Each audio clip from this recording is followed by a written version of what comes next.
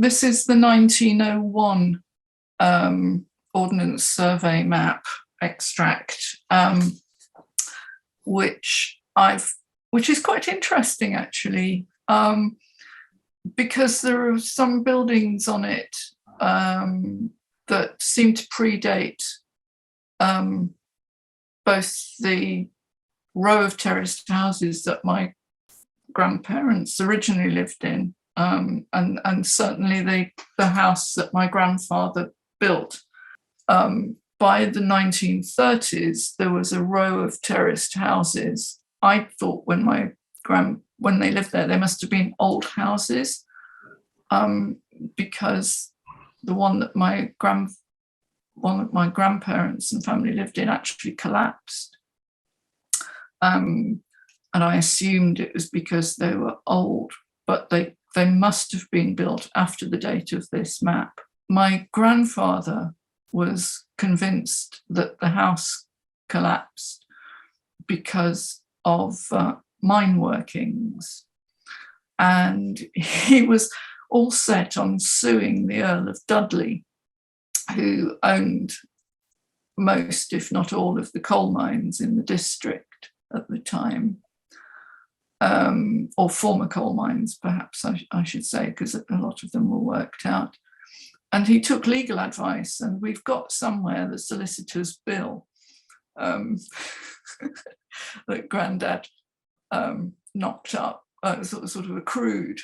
I think he was persuaded that suing the Earl of Dudley wasn't a great idea. So this is a map we've talked about, and I marked on it 25 Springfield Lane, where we used to live, Bullfield Farm, and the Knoll Chapel. That was my little world, really, in the 1950s. This is the house from Google Earth that I grew up in.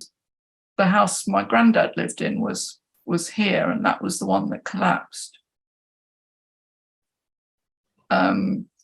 So what he did, no one was injured, miraculously. My mother was away on a day trip with my grandma.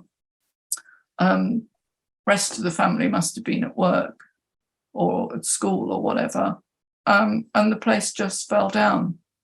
So Grandad retrieved as much of the building materials as he could, and he built this house. But this is a photograph of it.